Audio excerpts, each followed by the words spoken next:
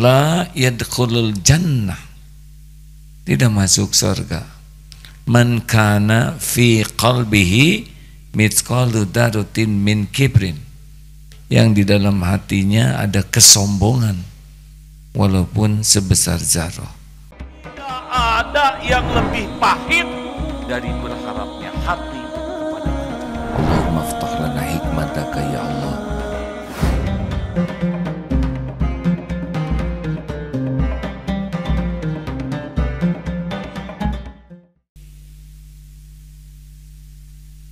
Bismillahirrahmanirrahim.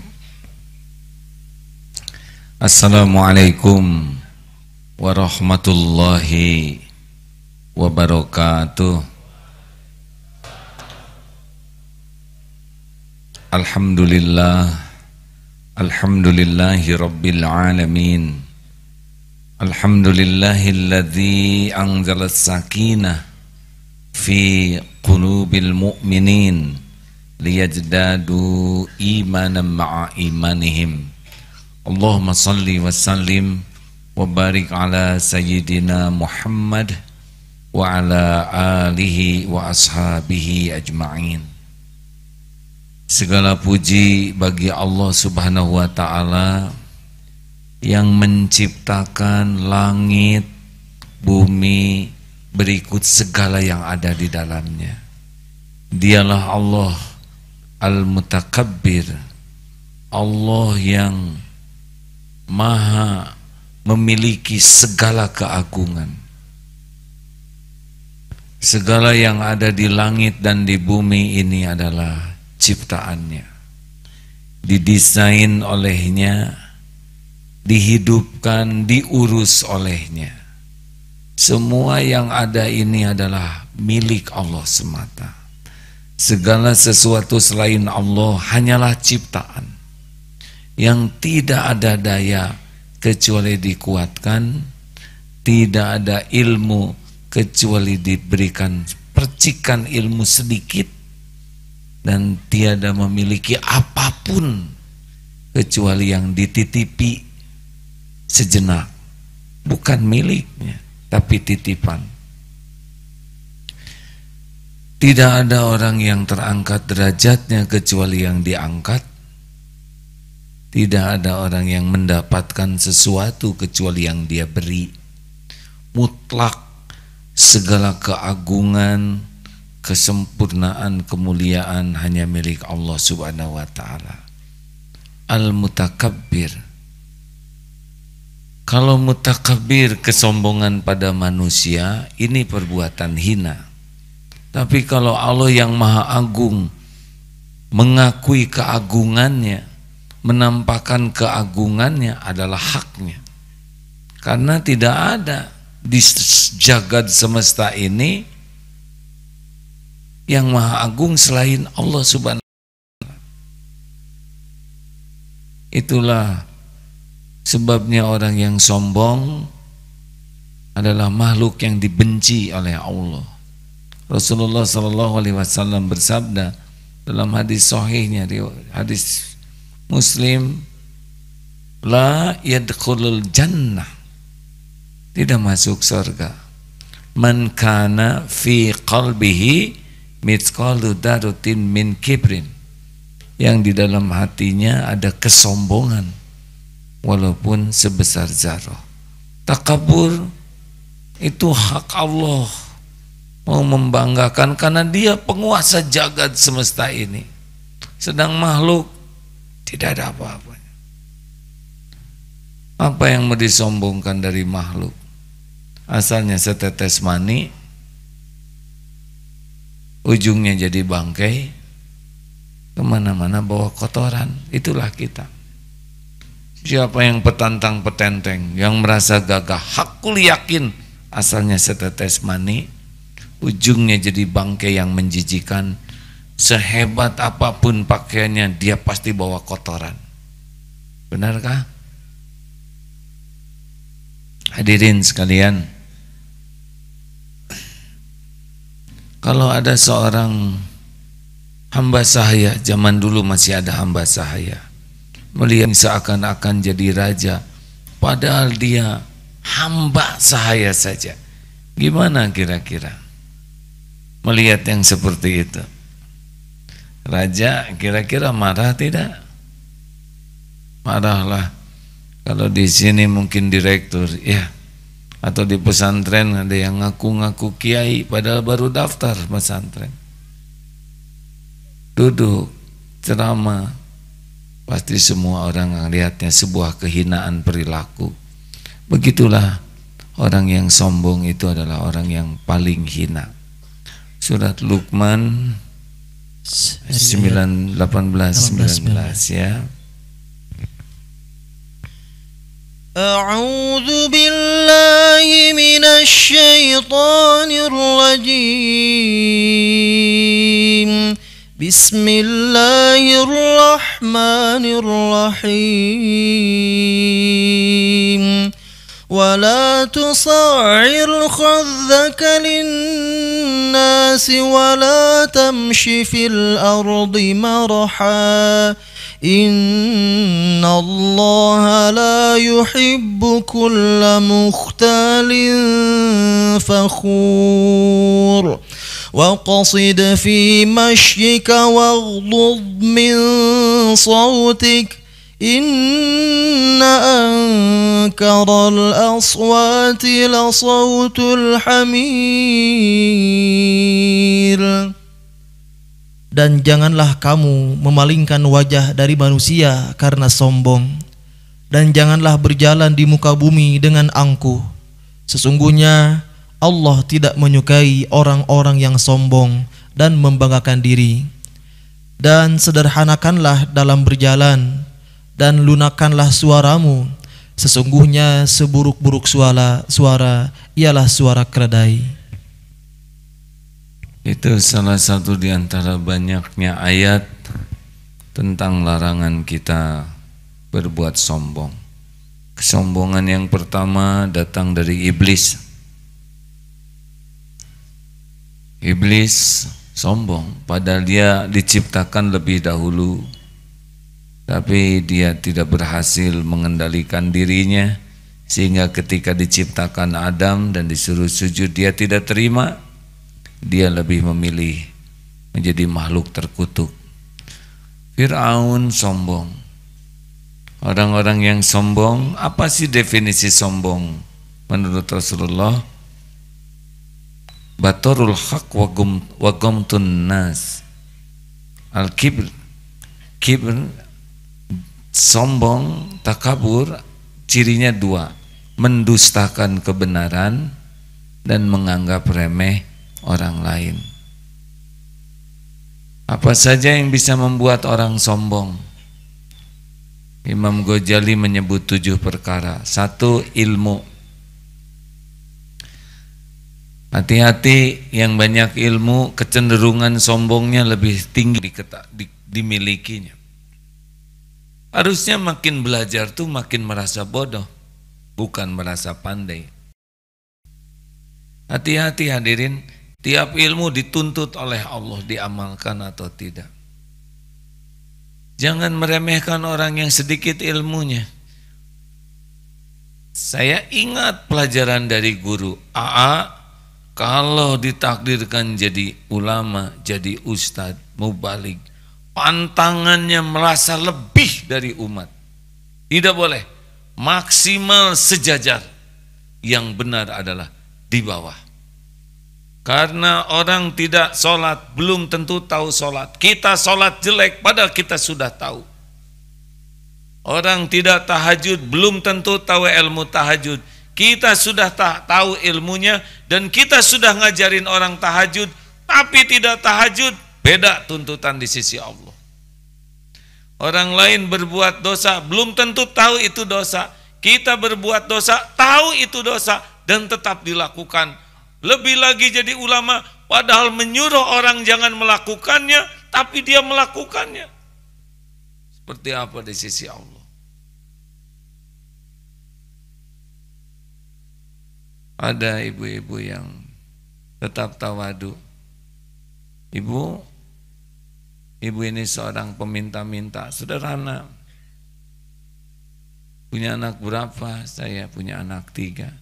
Di mana ibu anak? Anak saya di Unpad 1, di UGM 1, di ITS 1. Oh, kuliah apa Bu? Ibu sederhana sekali, anak-anaknya di sana. Ya sama aja seperti saya, minta-minta. Kalau itu bukan tawadu, hadirin. Orang biasa tawadu bagus, tapi orang berilmu tinggi rendah hati lebih bagus. Jadi kalau saudara makin banyak ilmunya, makin merunduk, itu makin hebat. Karena seyogianya begitu. Katanya ilmu padi makin berisi, makin merunduk. Ayo, jangan meremehkan orang lain. 2, oh maaf, itu ilmu Allah yang ngasih. Kalau Allah mau ngambil, sekejap bisa hilang. Yang hafal Quran, hati-hati, jangan nganggap remeh yang belum hafal. Menghafal Quran jadi sombong lebih buruk daripada yang belum hafal sambil belajar tapi tawadu. Apa artinya menjadi hafal tapi menjadi sombong? Sedang sombong adalah yang Allah murkai. Sebelum kita lanjutkan, kita sebut jenis-jenisnya, ke siapa saja sombong. Orang sombong, takabur itu yang paling fatal adalah menyombongkan diri kepada Allah Subhanahu wa taala.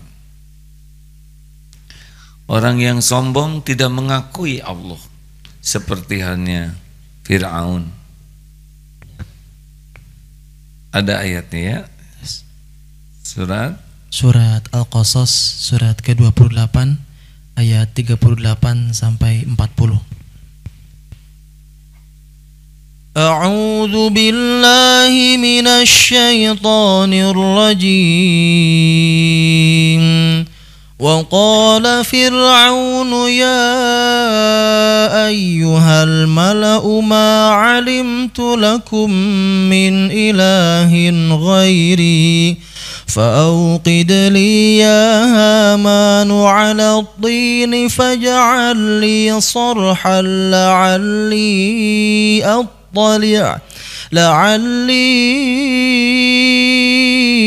أطلع إلى إله موسى وإني لأظنه من الكاذبين واستكبر هو وجنوده في الأرض بغير الحق وظنوا أنهم إلينا لا يرجعون فأخذناه وجنوده فنبذناهم في اليم فانظر كيف كان عاقبة الظالمين. Dia Fir'aun berkata, wahai para pembesar kaumku, aku tidak mengetahui ada Tuhan bagimu selain aku. Maka bakarkanlah tanah liat untukku, wahai Haman, untuk membuat batu bata. Kemudian buatkanlah bangunan yang tinggi untukku, agar aku dapat naik melihat Tuhannya Musa. Dan aku yakin bahwa dia termasuk pendusta. Dan dia Fir'aun dan bala tentaranya berlaku sombong di muka bumi tanpa alasan yang benar. Dan mereka mengira bahwa mereka tidak akan dikembalikan kepada kami. Maka kami siksa dia Fir'aun dan bala tentaranya. Lalu kami lemparkan mereka ke dalam laut. Maka perhatikanlah bagaimana kesudahan orang yang zalim. Nauzubillah min zalik. Apa yang mau saya sombongkan, kena angin aja bersin. Tolong hadirin, susah sombongnya nih. Ini AC boleh diwafatkan. Matikan saja ya. Cekik itu hadirin. cabut kabelnya Kang. Niatnya baik, cuma beda ya, angin dari belakang dingin tuh. Apa yang mau disombongkan ya, kena angin saja bersin. Jadi orang yang sombong itu ke Allah tuh nggak suka. Nyebut Tuhan Allah berat, paling juga yang di atas. Nggak tahu gimana, berat saja dia menyebut nama Allah tuh. Dan tidak suka apapun yang berkaitan dengan Allah Subhanahu wa Ta'ala. Kecenderungannya adalah dia tidak mau menuhankan Allah. Lalu kesombongan, dan Quran juga tidak suka. Orang sombong tidak akan akrab dengan Al-Quran, karena itu berisi kebenaran. Kan prinsipnya orang takabur itu dua, batarul haq wa ghamtun nas, mendustakan kebenaran. Yang paling fatal mendustakan Allah sebagai Tuhan. Dia punya Tuhan sendiri. Dia tidak suka mengingat Allah. Yang dia ingat nanti adalah Tuhan versinya saja. Tidak suka Al-Quran, karena Al-Quran itu kebenaran. Kalimah la ilaha illallah juga tidak suka. Hati-hati ya hadirin, dengan adanya kemarin kejadian, jangan serba takut menyebut la ilaha illallah. Kita menjadi Islam dengan kalimat syahadat, man kana akhir kalamihi la ilaha illallah dakhalal jannah. Kita mati dengan menyebut la ilaha illallah, surga itu. Tidak bisa orang nyebut la ilaha illallah kecuali Allah yang ngizinin. Kalau kita sekarang sudah serba takut dengan la ilaha illallah, habislah kita.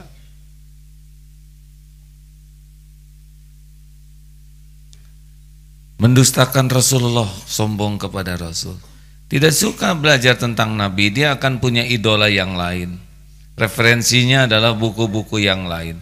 Tidak salah kita membaca buku beragam, tapi ya jangan sampai kita lupa bahwa panutan kita adalah laqad kana lakum fi Rasulillah uswatun hasanah. Lihat berapa banyak kita membaca kitab tentang Rasulullah, berapa banyak kita baca buku-buku karangan manusia lainnya. Kalau kita mengabaikan kitab-kitab hadis Rasulullah dan sibuk dengan buku-buku lainnya, itu sudah salah satu ciri itu kita merendahkan Rasulullah SAW. Padahal keteladanan beliau lah yang benar-benar akan membuat kita bahagia, mulia, dan selamat. Jangan sampai baca buku-buku motivasi dari berbagai pihak sampai tidak punya waktu membaca kitab-kitab hadis dan sebagainya. Hati-hati hadirin. Dan yang ketiga, menyombongkan kepada sesama manusia. Jadi orang yang sombong itu dia tertipu oleh perasaannya sendiri, perasaan hebat, perasaan lebih dari yang lain, dan dia memandang orang lain itu lebih rendah dari dirinya. Akibatnya dia selalu menuntut untuk diakui siapa dirinya.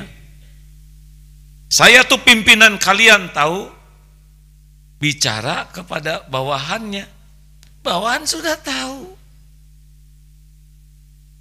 saya atasan kalian, itu nggak usah diomongin. Tapi begitulah kesombongan menuntut pengakuan, padahal diakui seseorang tuh justru dari akhlaknya, bukan dari omongannya saja. Benar? Kalau orang sombong diajak ngobrol, habis kita oleh dia, ya. Apapun yang kita omongan ditimpali, dia pasti lebih tahu versinya, lebih benar, dan kita bagian salah melulu. Kalau diberi masukan, jengkel. Diberi koreksi, musuh. Tidak suka kepada orang yang ngasih koreksi.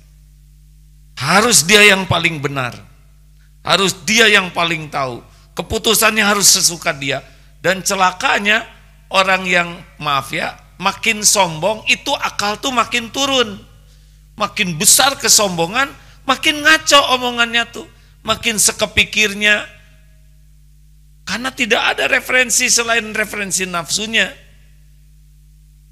Makanya tidak usah heran orang yang punten ya penuh kesombongan, nggak ada kematangan perilakunya, tidak ada kedalaman, kedewasaan, kearifan, tidak, cenderung nafsu saja, nafsu ingin memamerkan kekuasaannya, kemampuannya, kedudukannya, ingin pokoknya punten ya cetek begitulah.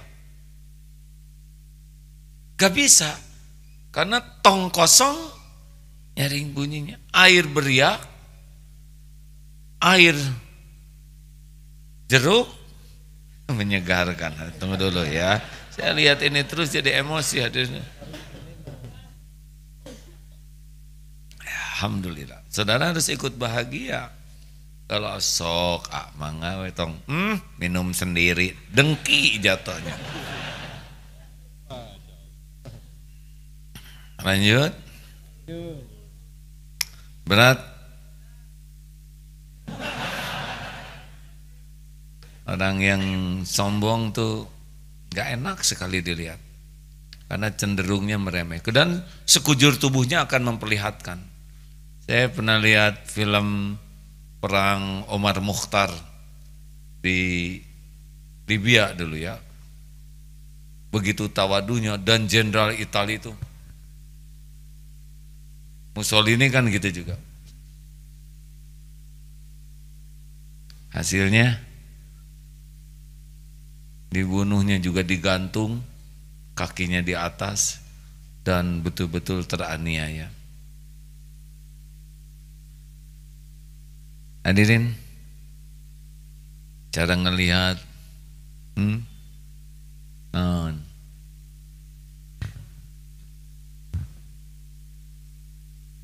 terbayang tidak Rasulullah?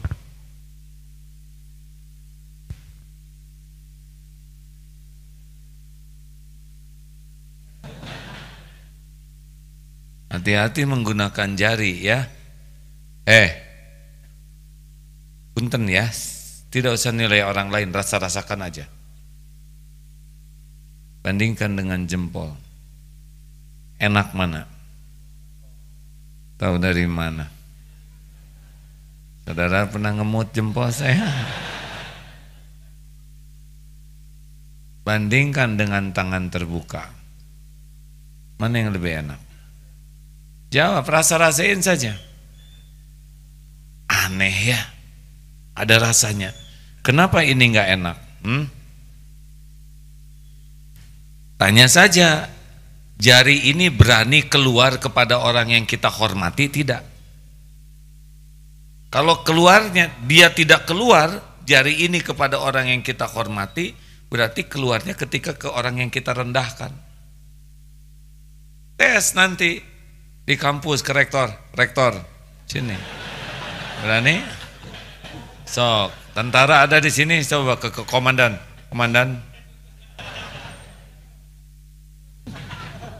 Nih yang mau nikah ya, coba nanti ketemu calon mertua. Pak, mau menikahkan anak bapak sama saya tidak? Kita lihat hasilnya, ya. Jodoh atau bedo hadirin. Itu saja sederhana. Kenapa tidak enak kita ditunjuk? Sejujurnya karena kita tahu ketika ditunjuk begini kita lagi dianggap lebih rendah. Betul kan? Kenapa ini enak? Enak ini?